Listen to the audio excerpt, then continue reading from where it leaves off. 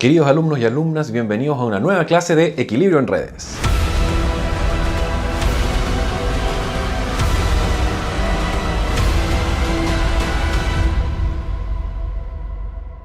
En la clase de hoy veremos cómo se puede plantear un problema de equilibrio a partir de las condiciones de equilibrio de Smith que estudiamos en la última clase. Así que sin más preámbulo, comencemos. Capítulo 4. Problema general de equilibrio de tráfico en redes con congestión. En este capítulo veremos una formulación matemática del problema de equilibrio en términos generales, directamente derivada del principio de equilibrio de Smith. Y después vamos a discutir las condiciones de existencia y de unicidad de un equilibrio. Vamos a estudiar algunos tipos de funciones de costo y las interacciones de flujo que estas implican. Y finalmente vamos a plantear lo que se conoce como el teorema fundamental de equilibrio en redes. Partamos por entonces la formulación matemática.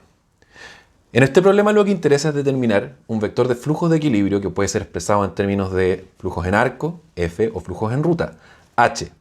Y este vector debe satisfacer las condiciones de equilibrio que discutimos en la clase pasada, en particular las de Smith, que son equivalentes a las de Wardrop. Un problema que satisface las condiciones de equilibrio de Smith debe satisfacer esta expresión de acá, que es la desigualdad variacional que definimos en la clase pasada. Y el vector óptimo o de equilibrio H asterisco tiene que cumplir esta desigualdad para cualquier posible valor de H factible en nuestro dominio.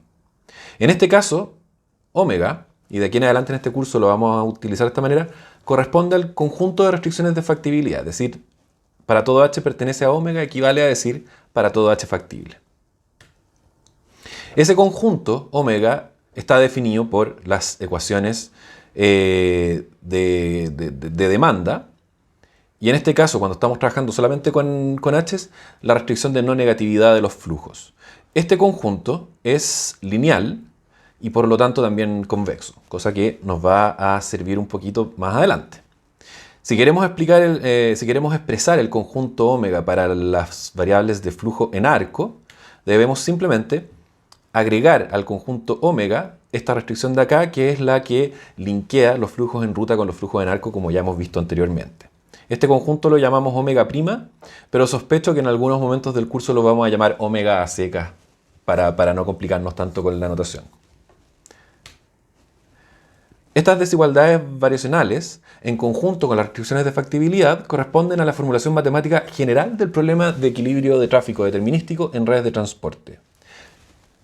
¿Qué queremos decir? Este problema, esta desigualdad variacional, con H pertenece a omega o con F pertenece a omega prima, representa el problema de equilibrio completo que nosotros queremos resolver. ¿Cuál es el problema? Que no nos dice nada sobre cómo se resuelve.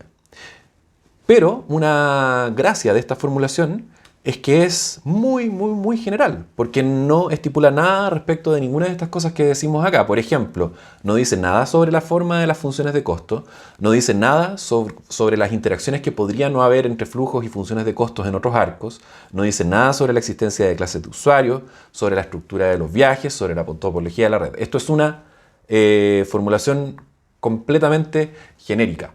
Veamos primero entonces cuáles son las condiciones que se deben satisfacer para poder asegurar que existe una solución en nuestro problema de equilibrio. La existencia del equilibrio depende de las características del vector de funciones de costo y también de la región de factibilidad. En particular, si las funciones de costo son continuas en la región de factibilidad y la región de factibilidad es no vacía, convexa y compacta, entonces la desigualdad variacional tiene al menos una solución de equilibrio, ya sea en términos de flujos o de flujos en arco o de flujos en ruta. Esta cosa de acá la podemos recordar como las 3 C de la existencia, ¿cierto? Continuidad, convexidad y compacidad. Con respecto a este último punto, que una región sea compacta implica dos cosas.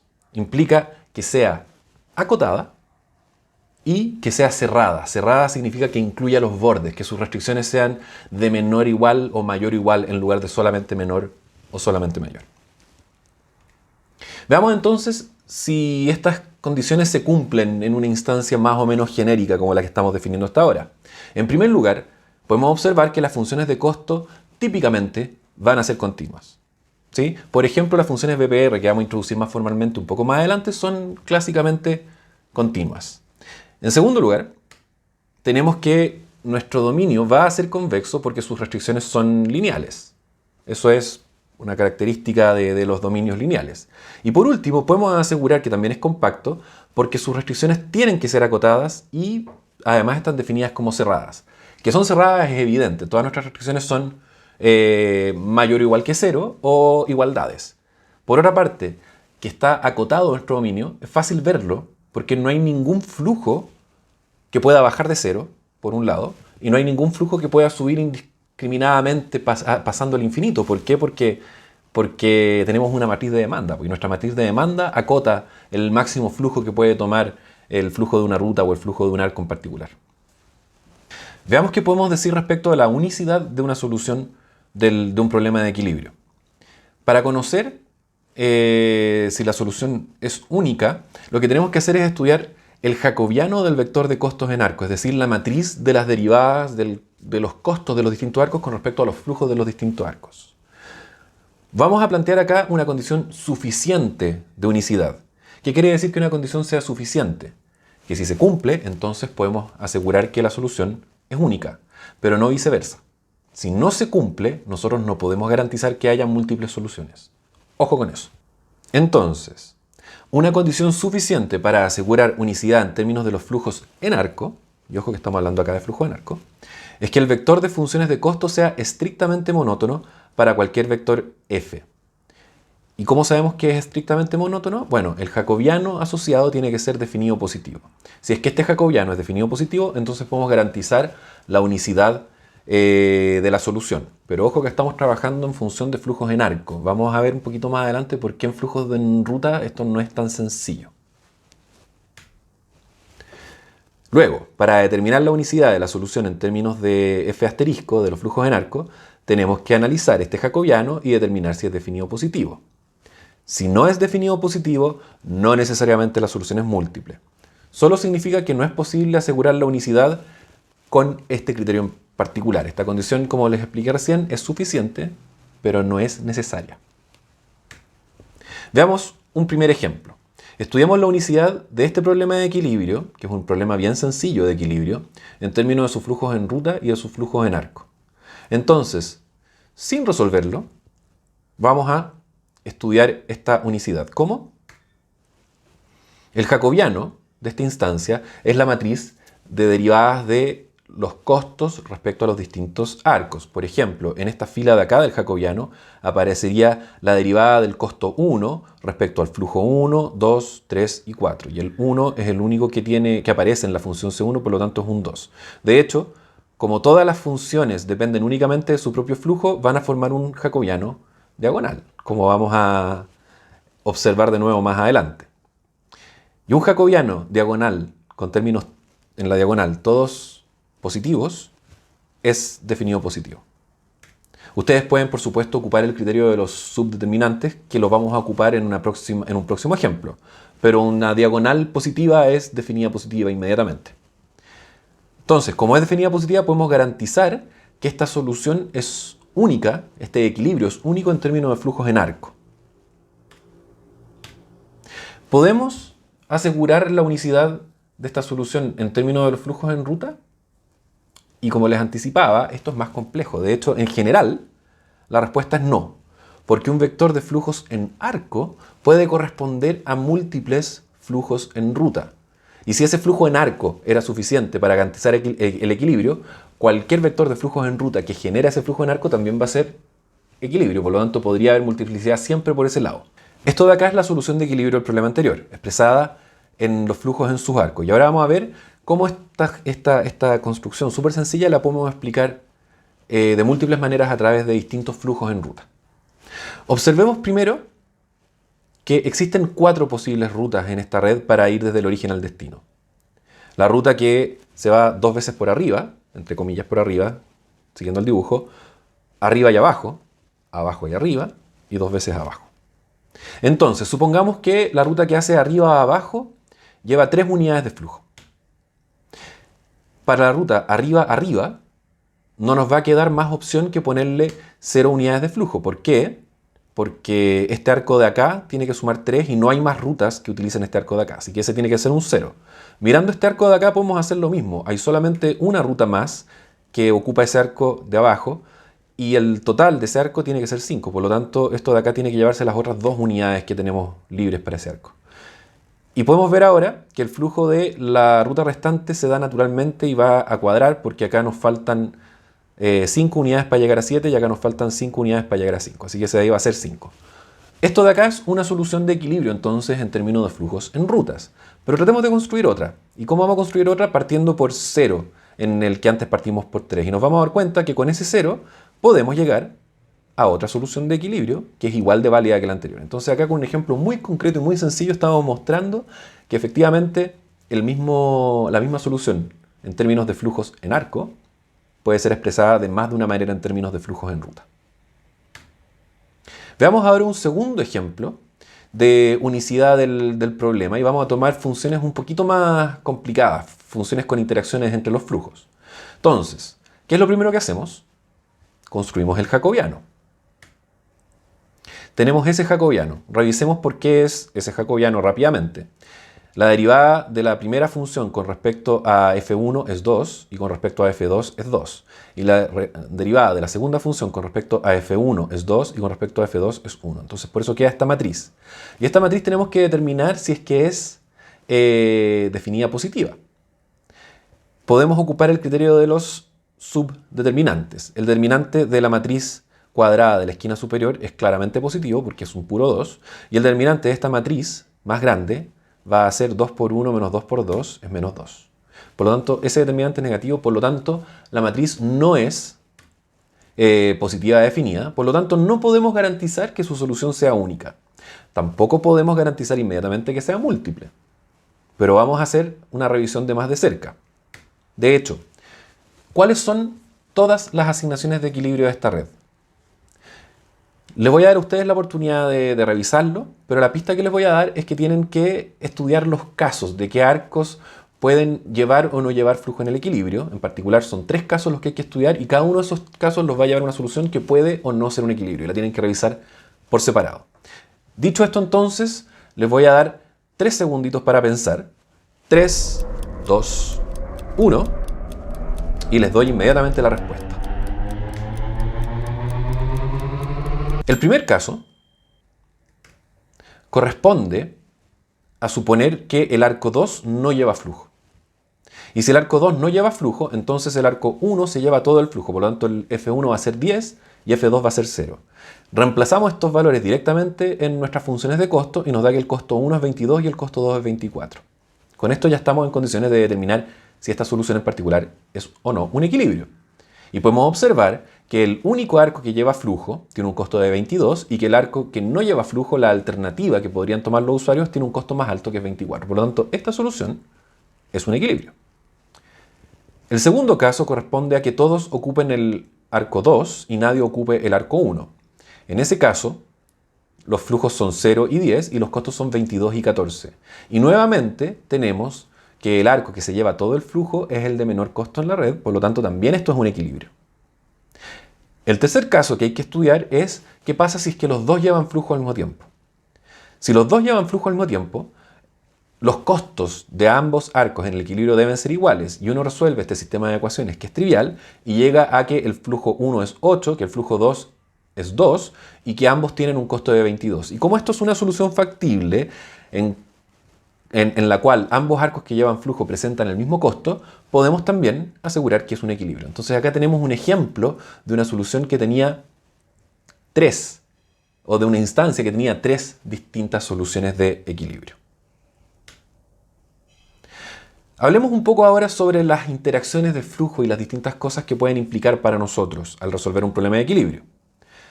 Vamos a decir que existe interacción cuando el flujo que circula por un tramo de la red o por un arco en particular de nuestra red afecta a los costos de algún otro tramo, o viceversa, cuando el costo de un tramo en particular depende de flujos que no son directamente el propio.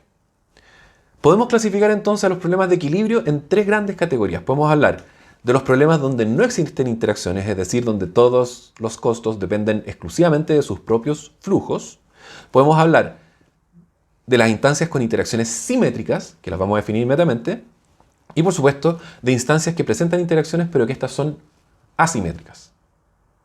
Partamos por estudiar el caso en el que las funciones de costo no presentan interacciones. Este, que es el caso básico, supone una sola clase de usuarios y que los costos dependen únicamente del propio flujo, es decir, que el costo del arco A es función del flujo del arco A. Lo de las clases de usuarios, vamos a ver en un par de diapositivas más adelante que de por sí introducir clases de usuarios nos va a introducir algún tipo de interacción entre distintos arcos. Por lo tanto, el caso básico, el caso sin interacciones, tampoco puede considerar clases de usuarios. En este caso, el jacobiano va a ser diagonal y eso hace que en la práctica nosotros llamemos a este tipo de situación problemas diagonales. Un problema diagonal es un problema sin interacciones. En este tipo de problemas, el equilibrio va a ser único en términos de flujos en arco si las funciones son continuas y crecientes. Y queda para ustedes como ejercicio revisar con lo que hemos hablado hasta ahora de qué manera pueden confirmar este hecho. Este problema de equilibrio, en este caso, se conoce como el problema de asignación estándar, que ustedes probablemente ya estudiaron antes, y se puede resolver usando la famosa transformada de Beckmann, que vamos a introducir en más detalle un poco más adelante. Una formulación ampliamente utilizada para modelar funciones de costos sin interacciones son las famosas curvas BPR. Acá vemos una formulación de estas curvas. En esta fórmula, FA corresponde al flujo asignable en el arco A y es la única variable en esta expresión. Los demás son puros parámetros. K sub A es la capacidad del arco que tiene que estar expresada en las mismas unidades del flujo. Y van a ver inmediatamente por qué cuando entendamos cómo funciona esto. C sub A sub 0 corresponde al costo a flujo libre en el arco A. Es decir, por definición de costo de flujo libre, es el costo que va a ocurrir cuando el flujo es 0 en el arco. F sub A barra corresponde a un flujo equivalente fijo que no es asignable en el arco A, es decir, una cantidad de flujo que va a circular por ese arco independiente de la asignación. Es un flujo que no va a cambiar de acuerdo al equilibrio. Por ejemplo, podría corresponder al flujo de transporte público por el arco, que está definido. ¿Sí? Es como un piso en el cual evaluamos la función de costo. Y por último, tenemos los parámetros beta y n, que son parámetros específicos al arco, son parámetros que se deben calibrar. Entonces, entendamos el significado de estos distintos componentes mirando un gráfico de esta función. Acá estamos graficando esta curva de PR con costo fijo 5, con el parámetro beta multiplicado por el término de afuera que da 10. Acá no estamos suponiendo que el flujo no asignable, que el flujo fijo es nulo para este ejemplo, pero no costaría nada extenderlo. Y el n lo estamos dibujando en distintos casos. Entonces, vamos por parte entendiendo los distintos componentes de esta función. En primer lugar, lo evidente, ¿cierto? El costo fijo, el costo 0, va a corresponder al valor de la función de costo cuando no lleva flujo.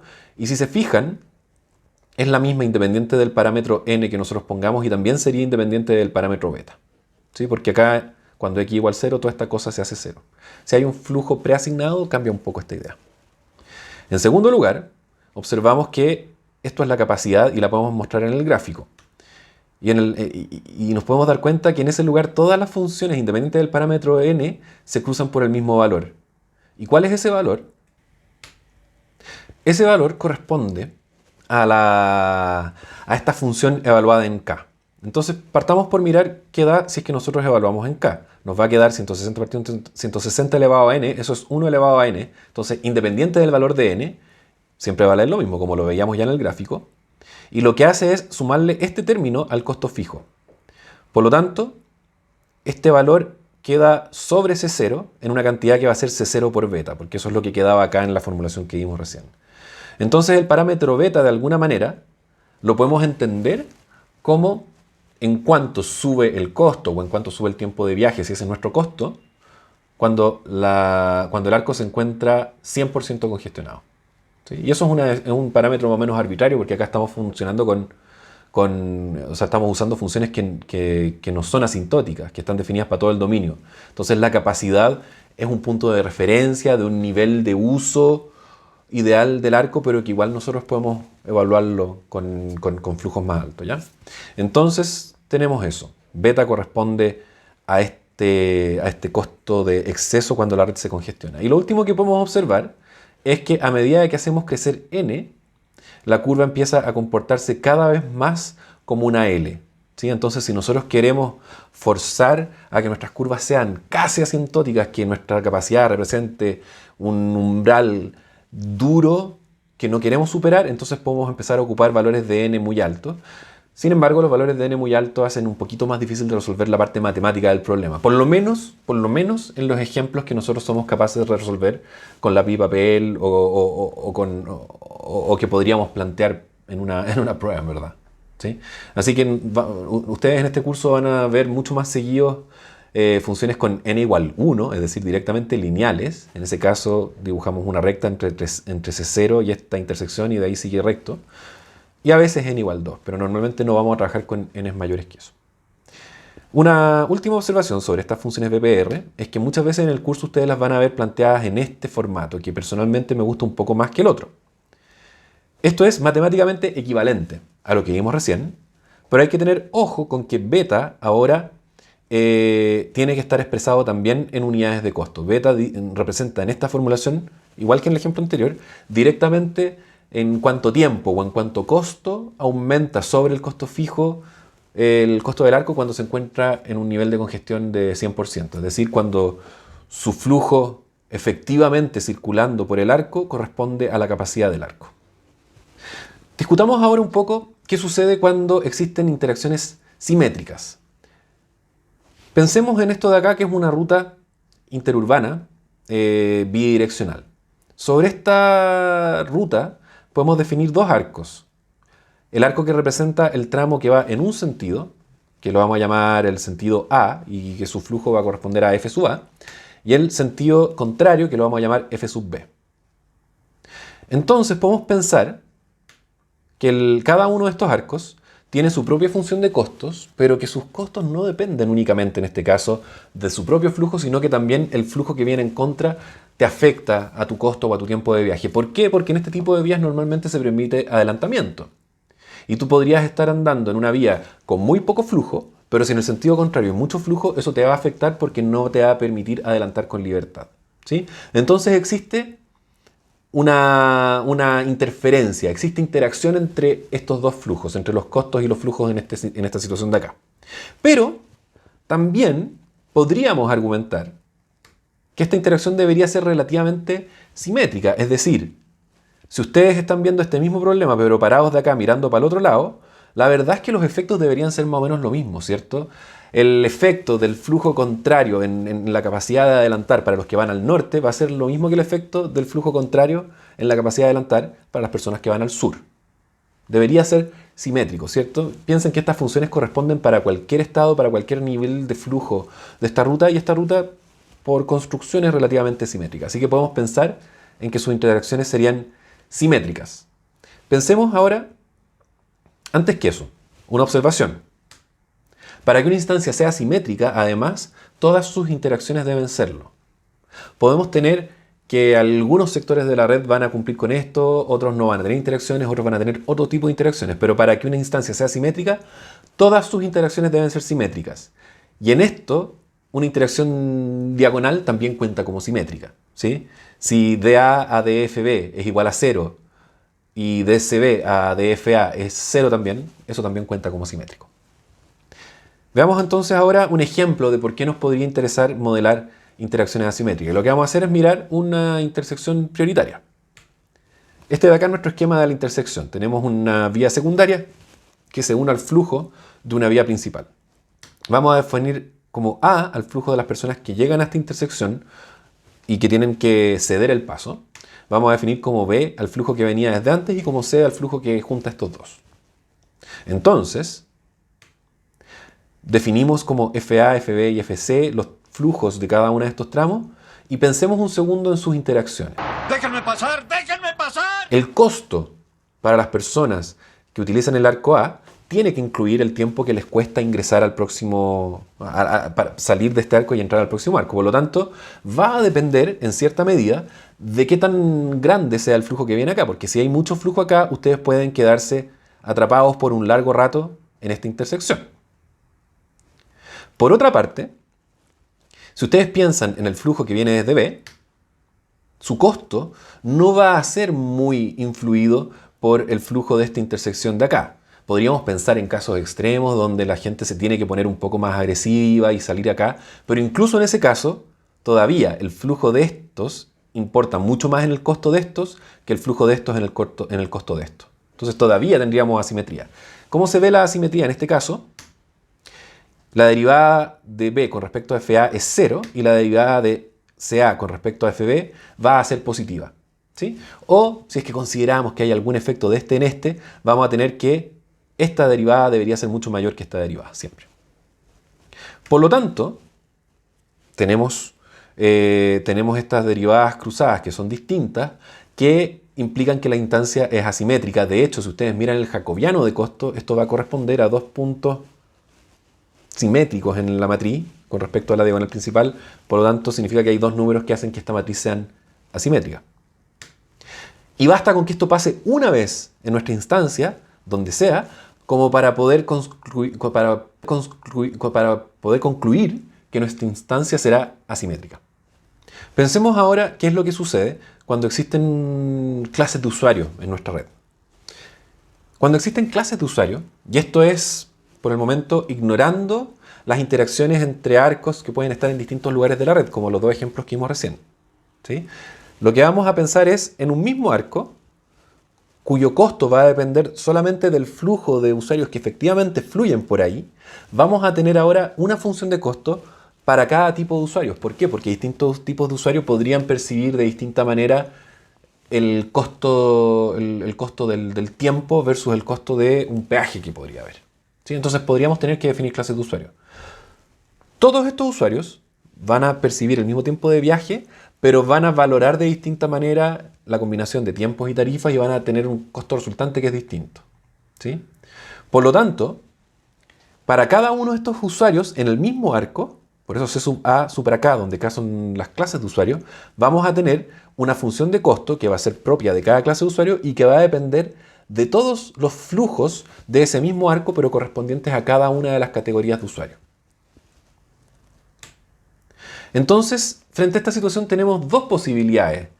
No podemos todavía garantizar si esto va a ser simétrico o asimétrico. Va a depender de exactamente qué es lo que representan las clases de usuario. En este caso, de hecho yo se los introduje en este caso como tipos de valor del tiempo, ¿sí? Cualquier persona que fluye por este arco, independiente de su valor del tiempo, tiene el mismo efecto en el tráfico que lo rodea, ¿cierto? Una persona de mayor ingreso, una persona de menor ingreso, tiene el mismo efecto en la congestión su vehículo que el resto. Si tenemos automovilistas de distinto ingreso, en realidad estas funciones van a terminar dependiendo de la suma de estas F directamente, ¿sí? Y vamos a tener un jacobiano que va a ser todavía simétrico, porque la derivada, por ejemplo, en el arco A de los usuarios tipo 1, con respecto al flujo en el arco A de los usuarios tipo 2, va a ser igual que el costo en el arco A de los usuarios tipo 2 con respecto al flujo en el arco A de los usuarios tipo 1. En palabras mucho más sencillas, como se los dije recién, los tipos de usuarios no influyen en cuánto congestionan a la red. Si se agrega un auto de un usuario tipo 1 o un usuario tipo 2 a mi flujo, el tiempo de viaje va a aumentar en la misma cantidad para todos. El efecto es simétrico. Veamos otro caso. ¿Qué pasa si las distintas categorías corresponden directamente a distintos tipos de vehículos? Por ejemplo, que estamos haciendo un problema de asignación separando a los autos de los camiones. En este caso, claramente la simetría deja de cumplirse por el mismo argumento que les daba recién. El efecto en la congestión de un auto no es el mismo que el efecto en la congestión de un camión. De hecho, nuestra función ahora va a ir acompañada de multiplicadores asociados a cada tipo de vehículo. Estos multiplicadores corresponden a los típicos vehículos equivalentes que ustedes aprendieron en modelos de tráfico. Y en este caso, en general, nosotros vamos a llegar a jacobianos que son asimétricos. Recapitulemos un poco. Dijimos que existen estos tres tipos de instancias: diagonales, instancias simétricas e instancias asimétricas. Estos tipos de problemas los clasificamos de esta manera porque implican distintas estrategias de solución. En el capítulo 5, en el próximo capítulo, nos vamos a concentrar en las funciones de costo diagonales, que son las que se pueden resolver, como ustedes probablemente ya saben, con la famosa transformada de Beckmann. En el capítulo 6 vamos a discutir problemas de equilibrio de tráfico con funciones no diagonales, que éstas pueden presentar o no interacciones asimétricas. Por ahora, les voy a dejar enunciado un teorema que es muy importante respecto al equilibrio de tráfico y que es clave para definir cómo vamos a resolver una instancia. Este teorema, conocido como el teorema fundamental del equilibrio en redes, dice que si el jacobiano del vector de funciones de costo de una determinada red es simétrico, entonces el problema de asignación de equilibrio de tráfico, expresado como su desigualdad variacional, se puede convertir a este problema de programación matemática, que tiene esta integral de línea acá, sujeto al mismo dominio de la desigualdad variacional. ¿Sí? No estamos diciendo nada todavía de cómo esto se convierte en un problema de los que sí podemos directamente resolver, pero lo que les puedo anticipar es que la famosa transformada de Beckmann es un caso particular de esta formulación. ¿Sí? Porque en este sentido, insisto, un problema diagonal es un caso particular de un problema simétrico. Algunos comentarios sobre esto para ir cerrando la clase. Primero, esta función objetivo que pusimos recién era una integral de línea y eso implica, según el teorema de Green, que esta integral la podemos resolver ocupando distintos caminos de integración. Eso lo vamos a tener que hacer si es que nosotros queremos partir de la instancia simétrica y desprender su problema de optimización usando esta integral de línea. Sin embargo, en este curso vamos a ver casos particulares y yo les voy a entregar por lo general el resultado de esta integral de línea, pero también les voy a dar por lo menos un ejemplo de cómo efectivamente uno puede obtener un problema a partir de la pura integral de línea. Cuando el jacobiano es asimétrico, la desigualdad variacional no tiene un problema de optimización equivalente además. Y eso nos obligará a construir o ingeniarnos de distintas maneras métodos de solución para el problema. Lo vamos a ver más adelante. Con eso entonces terminamos la clase de hoy. Lo dejamos entonces hasta acá. La próxima clase vamos a continuar con los problemas diagonales y con su método de solución. Y les recuerdo que participen en el foro, que saquen provecho de las oportunidades de interacción que estamos construyendo para tratar de alguna manera compensar un poco la dimensión presencial que hoy día simplemente estamos perdiendo de nuestra enseñanza y aprendizaje.